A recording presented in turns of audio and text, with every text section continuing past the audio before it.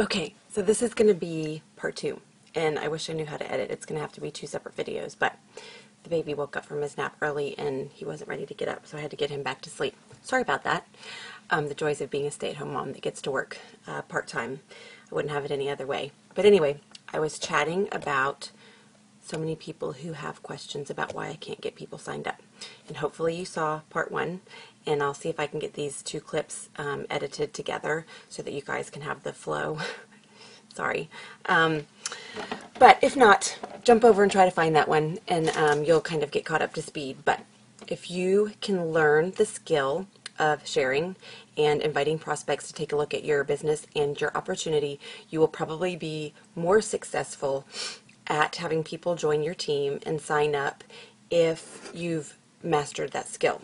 How do you master a skill? You practice it over and over again, and I'm going to chat about that a little bit later in the notes that I have. But rules for inviting per Eric Worre, Sarah Robbins, anybody else that I've read from or heard from in learning about this business and what works.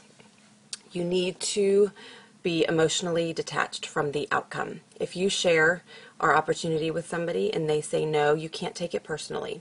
And you can't say that was something that I did wrong. And it could be no now, and it could be a yes in 6 months or a year. I've had lots of people who have watched me for month after month after month and kind of secretly paid attention to what was going on in my Facebook posts and all that kind of stuff, and then finally decided to get involved. So no right now is just no with what I have going on in my life. So don't take it personally. Don't take it as I did something wrong. Sarah Robbins tells the story of it's just like we're a waitress pouring coffee. The waitress probably doesn't get personally offended when somebody says, no, thank you, I don't want that coffee today. But if they didn't want coffee today, they might want it tomorrow. So we still need to know when to revisit and introduce to somebody, because it could be a yes the next time you talk about it. Be yourself, but be the best you that you can be. And what does this mean?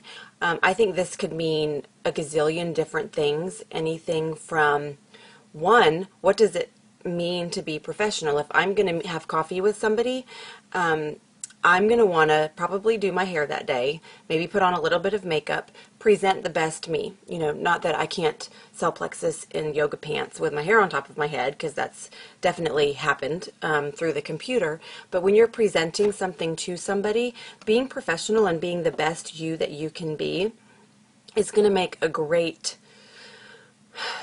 It's just going to put your best foot forward. Now, being the best you can be also is going to be you're researched and you're trained and you're educated in what you're talking about. You don't want to waste a prospect's time by tripping over what you say and not having looked into any of our products and ingredients and being able to answer some basic questions with them. And you definitely can use your upline with 3-way calls and stuff like that. But when you want to put your best you forward, just know that you want to present yourself as somebody who knows what they're talking about and looks, you know, presentable and professional doing so. I think if one of Eric's next points is bring your passion. And I've heard this from lots of different people that I've learned from and that I've, you know, looked up to as mentors and coaches. If you're passionate about what you talk about, if your story is something that excites you, just sharing that with people, people are going to want to be a part of what you're doing. So if you can have a passion and maybe forget so much about having to know all 20 ingredients in one product that you can, you know, do a PowerPoint presentation on.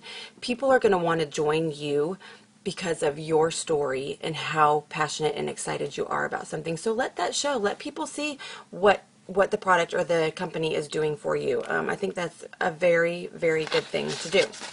Now, going back to presenting or inviting prospects being a skill, when people say, I haven't signed anybody up, I can't get anybody to join my team, I like to evaluate what action steps are you taking? What activity in the last month have you done that has helped you or not helped you produce the results that you're getting? So in other words, if you have a big fat 0, say for the end of November, for the number of people that you signed up, can you honestly say that you called and talked to more than 2 people, or that you called and talked to more than 9 people, because statistically, with the law of averages, for every 10 people you talk to, 1 is going to say yes to taking a look at your products or opportunity. So if you talk to 100 people in a month, hopefully you've got 10 people who have said yes to either meet you for coffee or do a 3-way call or have some sort of exposure to your business. And of those 10, chances are 1 or 2 will have joined your team. So if your activity steps and your actions are not marching out what needs to be done for the results that you need to evaluate, okay, maybe I haven't done what I need to do. And I have to tell you, some people who are not successful sign up and then sit back and hope and pray and wish that the first person they share with is going to be a rock star that falls in their lap. That's just not how it happens. It takes work, and it takes learning a few things, learning some skills, and actually picking up the phone, writing an email, writing a Facebook message to be able to get our word across, to be able to share with people what we want. So if you're not talking to people regularly and then you're getting upset that you haven't signed anybody, you can directly look back and say, listen, my action or activity wasn't something that was going to produce the results that I thought I wanted to get. So if you evaluate that and kind of shift your focus and transfer over to, yes, I need to be talking to this many people, and these are the goals I'm going to set to hopefully get the end result of people joining my team, you should start to see better results with that.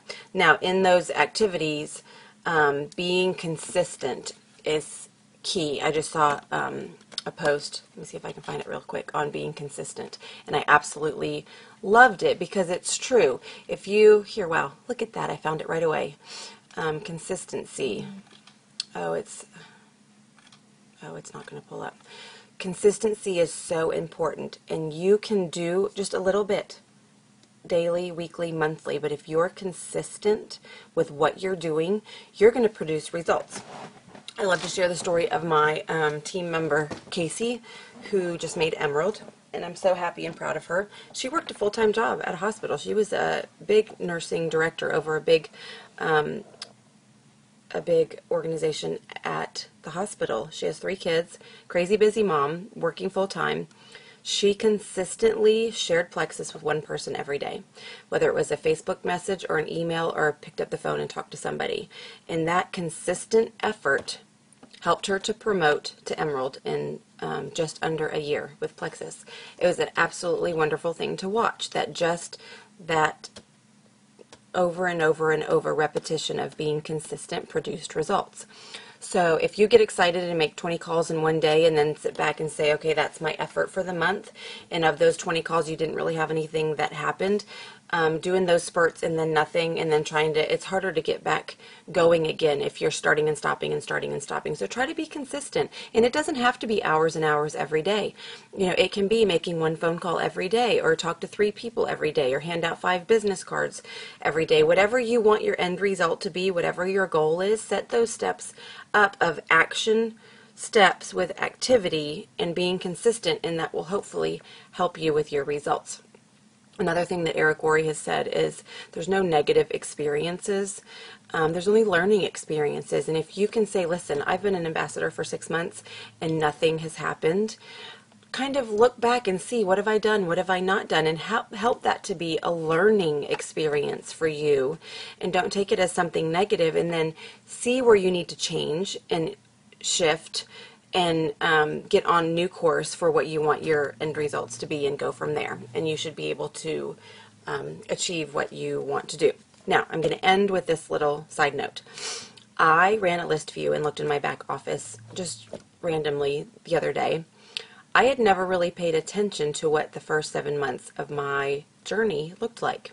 And I thought it would be an interesting little story to end with, to let you guys know that yes, just hitting 3 years with my company and reaching the top level of the compensation plan as a Diamond Ambassador, I'm thrilled and blessed beyond measure. I absolutely adore how things have gone in my journey. But a lot of people don't know I signed up in November of 2010 and started taking the products and loving the products and sharing. I signed up my first business partner, my mom, and she did that just to help me out because she was my mom and she felt sorry for me. She signed up in February of 2012. Our convention was coming up in the summer of 2012, so in June I signed my husband. I signed him without him knowing and without his permission, and you guys know that story. He didn't approve of me doing that whole network marketing thing. So in the first 7 months of my journey with this company, I happily took the products and did very well on the products, but I did not do a very good job about selling and sponsoring because I had signed my mom and my husband, and that was it. That was my team. But I went to that convention and I got the tools and the resources that started that personal growth and development that I was talking about. And from there, me and Mom skyrocketed to, well, it's not anymore with everybody, you know, what they're doing with the company now, but we went to Emerald together in 9 months right after that convention because we were given the tools and the training that we needed to then go out and be successful. So don't get discouraged. Everybody's journey looks a little bit different. Yes, there are people who are rocking and rolling and doing things twice as fast, you know, 3 times as fast. That's not the average or even the normal. There are some people who have had amazing journeys before in other companies and are bringing all of that, all of those learning experiences to this company that we have now. But we are not comparing what that journey was. We don't know what that journey was. So try not to get hung up on, it took me 6 months to make silver, or, you know, you didn't get it in a week, or you didn't fast start gold, or whatever it might be that you're beating yourself up over. I don't want you to worry about it, and I don't want you to get hung up on it. I want you to make realistic goals for yourself and set action steps to what's going to help you get those results. And if you're not getting the results you want, you're going to go back and evaluate, what do I need to do different? Do I need to adjust my attitude? Do I need to change my posture? Do I need some personal growth and development in my life? All of those things that we just talked about, go back and evaluate that, shift, have it be a learning experience, and move forward because you can do it. And Sarah Marble, Diamond Ambassador, took her 7 months to sign her first 2 people, and they happen to be the 2 closest people in her family. So you can do it. Don't get discouraged, and I look forward to chatting with you guys soon.